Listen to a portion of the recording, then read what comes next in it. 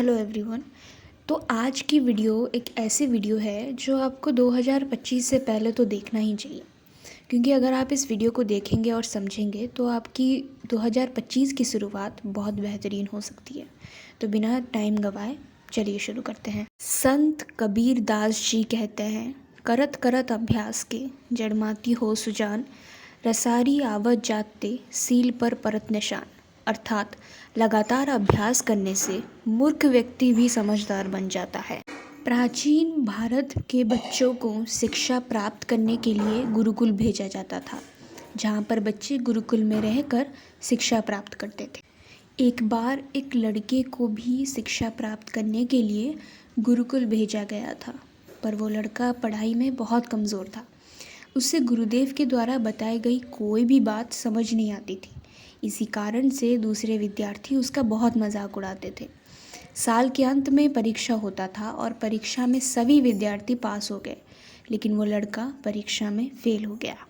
अगली बार गुरुजी उस लड़के पर ज़्यादा ध्यान दिए और उसने पढ़ने की पूरी कोशिश की, पर वो लड़का पढ़ाई में इतना कमज़ोर था कि साल के अंत में फिर से जब परीक्षा हुआ तो वो फिर से परीक्षा में फ़ेल हो गया।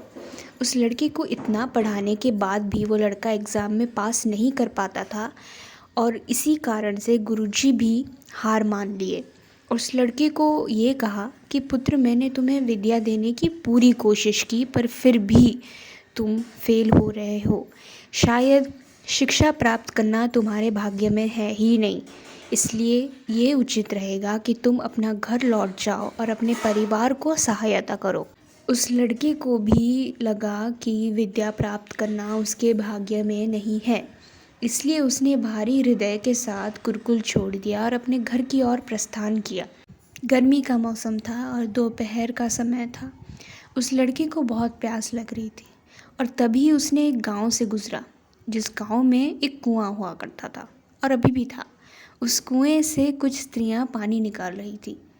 जब कुआं के पास गया वो लड़का, तो वो देखा कि कुआं के बाउंड्री वॉल पर काटने जैसा निशान बन गया है।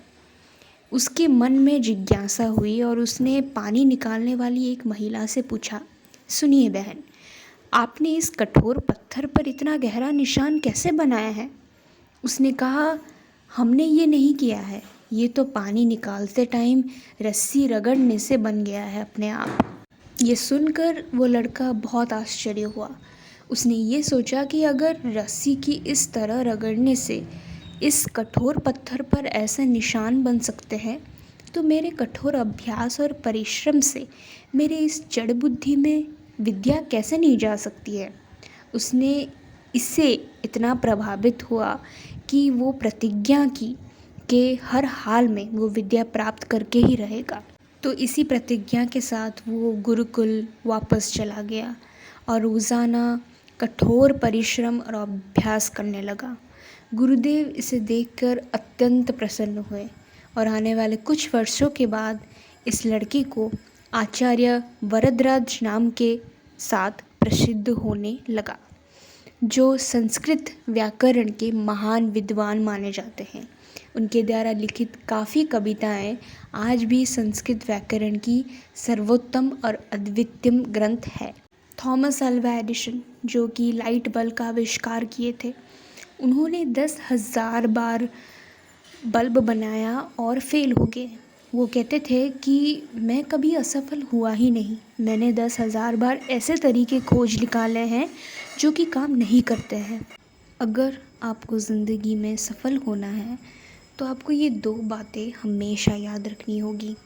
असफलता से कभी निराश मत होना, क्योंकि असफलता वो आईना है जो हमें हमारी कमियों से इंट्रोड्यूस कराता है।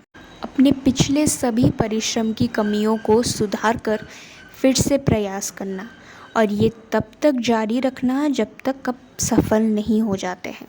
तो आज की कहानी से ये 2 सीख हमें मिलती है जो कि हमें अपनी ज़िंदगी में अपनानी चाहिए, और आप अभी से शुरू कर सकते हैं ताकि जब 2025 आए तो आप उसको उसी एटीट्यूड के साथ फेस करें, उसी एटीट्यूड के साथ आप 2025 में एंटर करें। तो मिलते हैं अगली वीडियो में, तब तक के लिए बाय।